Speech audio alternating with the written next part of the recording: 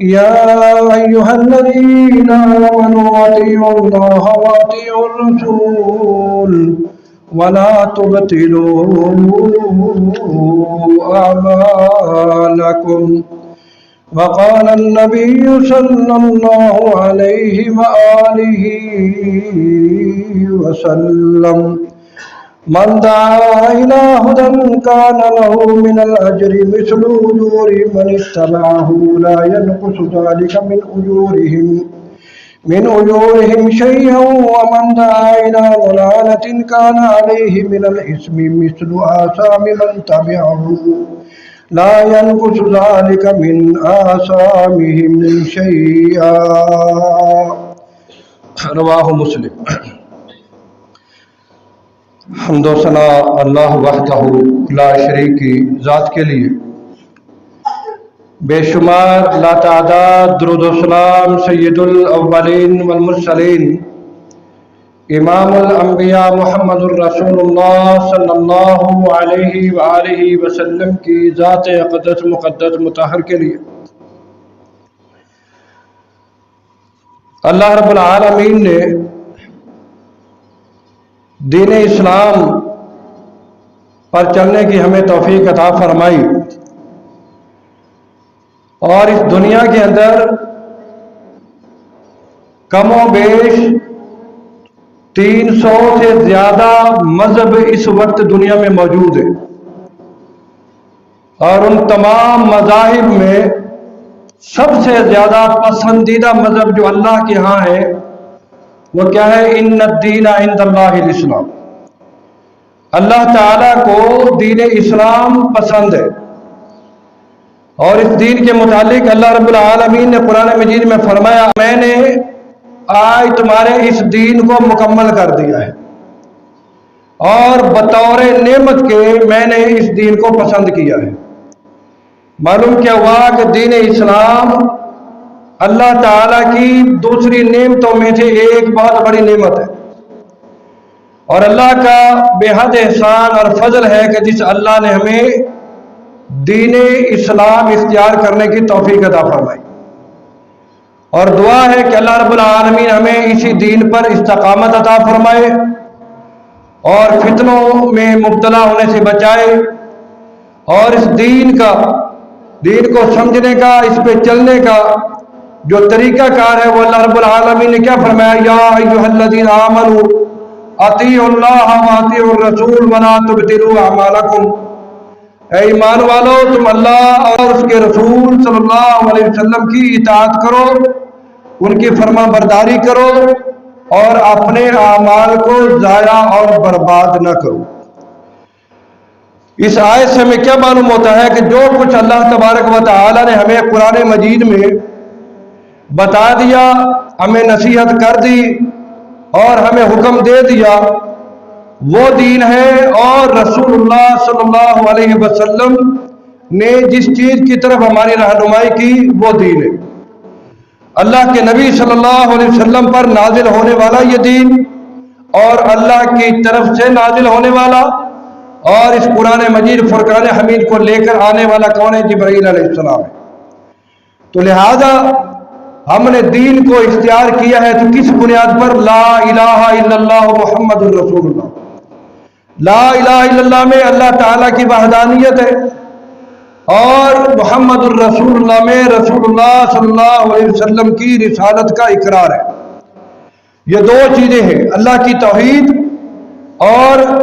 نبی کریم صلی اللہ علیہ وسلم کی رسالت۔ اب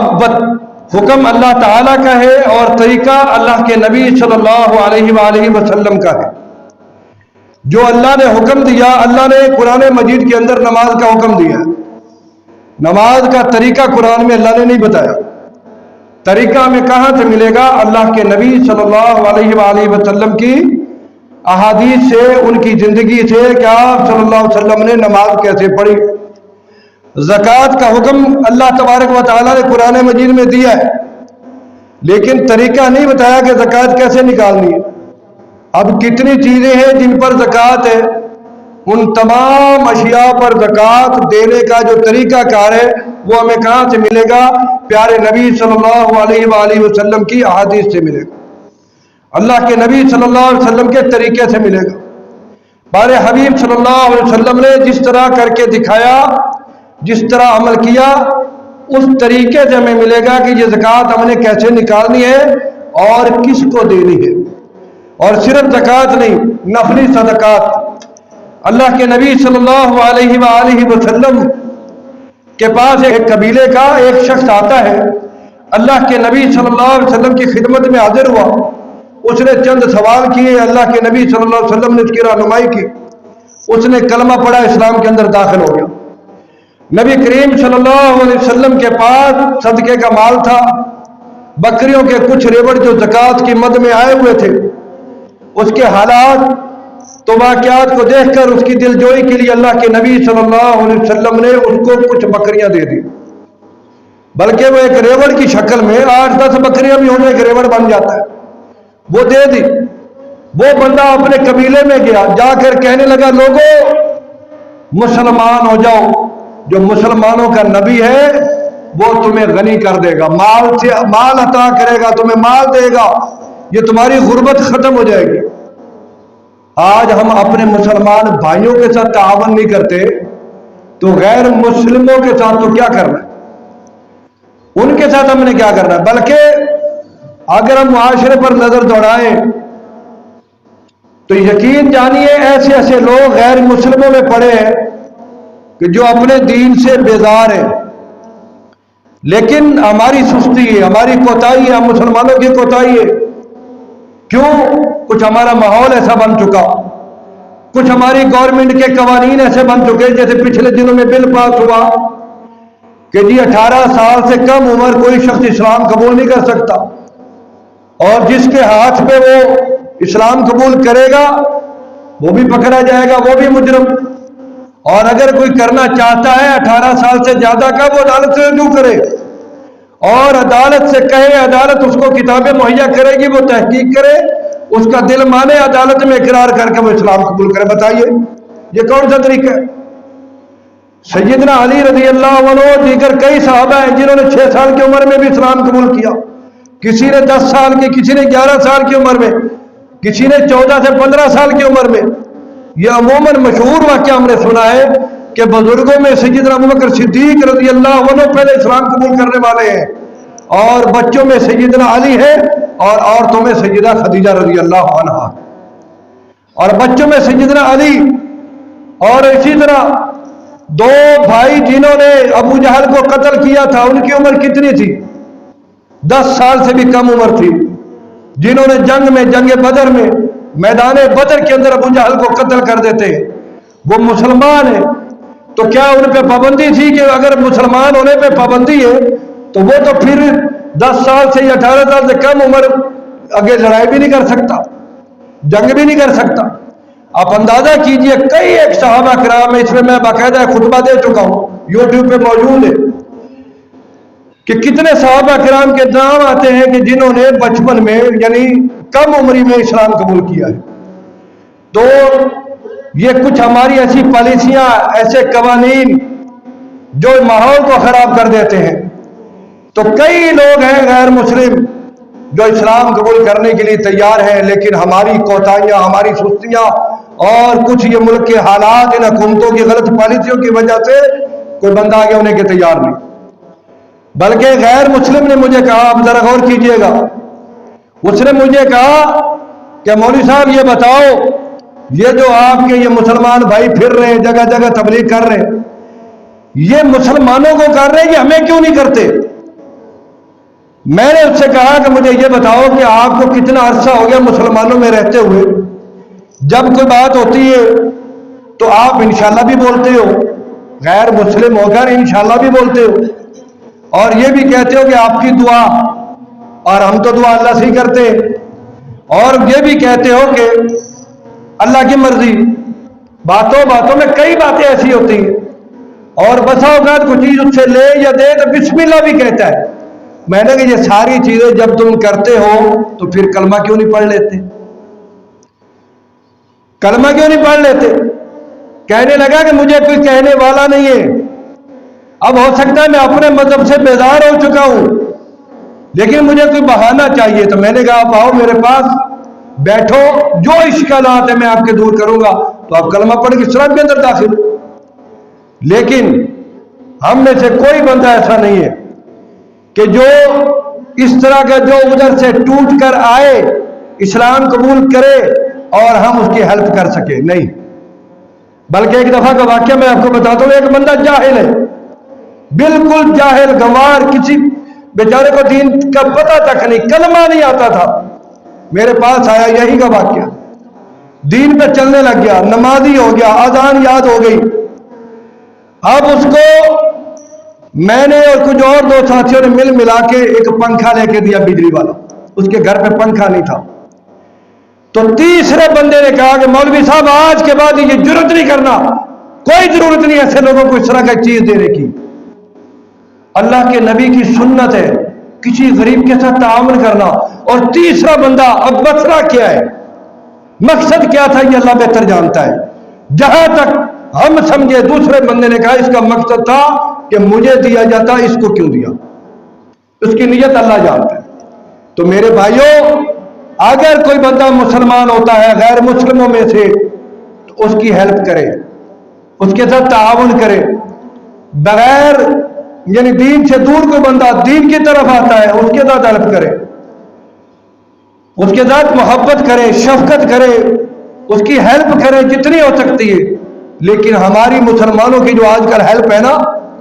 اللہ کی پناہ، اللہ تعالیٰ معاف فرمائے، ایسے ہے کہ ہم نے اگر اپنے ملازم کو عید کے موقع پر کوئی سوٹ کپڑوں کا لے کر دے دیا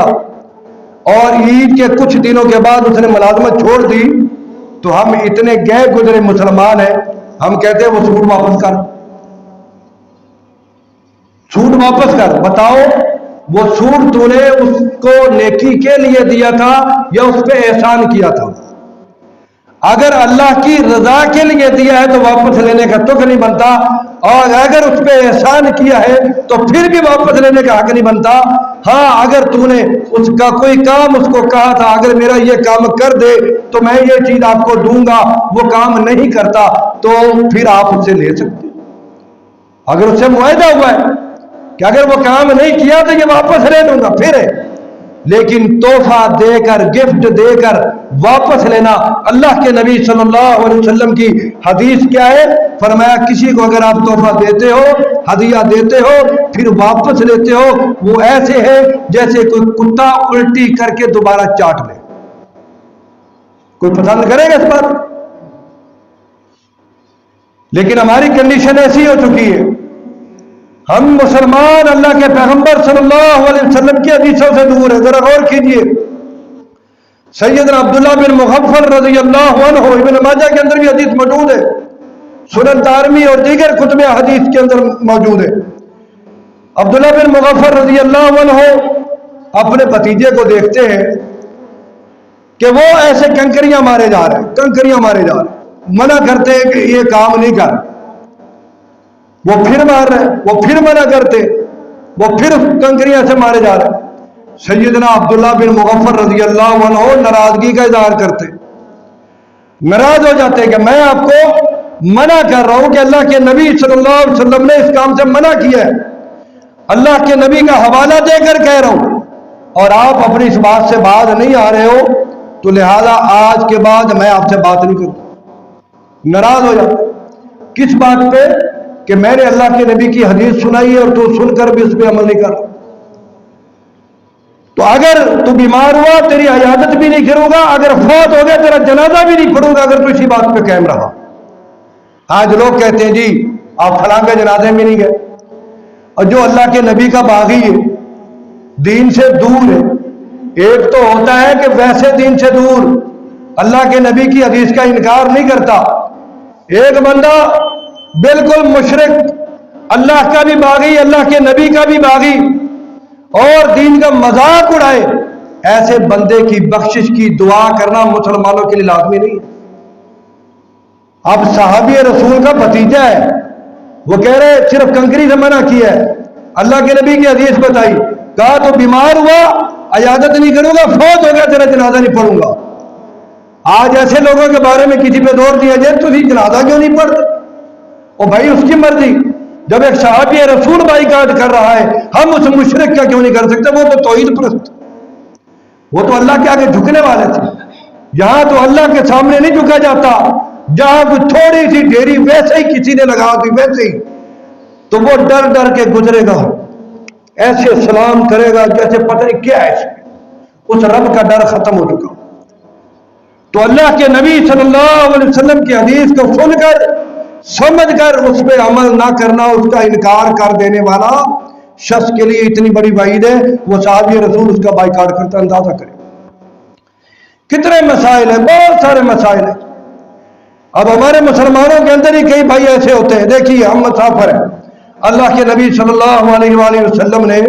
ہمیں حکم بھی دیا ہے، بلکہ آپ صلی اللہ علیہ وسلم کیا عمل ہے کہ نبی کریم صلی اللہ علیہ وسلم جب کوئی لمبا سفر کرتے تو اگر ظہر کے وقت نکلنا ہے تو آپ ظہر کے ساتھ عصر کی نماز پڑھ کر نکلتے، حالانکہ وہ تو سواری اپنی تھی، اونٹ یا گھوڑا اس وقت کی وہ سواری اپنی کہیں بھی روک کر پڑھ سکتے، لیکن سفر کی مشکلات کی وجہ سے اللہ کے نبی نے ہمیں یہ سہولت دی ہے، اللہ کی طرف سے یہ رخصت آئی ہے، تو آپ صلی اللہ علیہ وآلہ وسلم نے سفر پر جانے سے پہلے دونوں نمازوں کو جمع کر لیا، اور پھر اگر سفر پر ہے، راستے میں ہے، مغرب کی نماز کا وقت ہوا، چلتے گئے، آگے چل کر رک گئے، مغرب اور عشاء کی نماز کو اکٹھا کیا، تو اس سے دین اسلام کے اندر ہمارے لیے آسانی ہے۔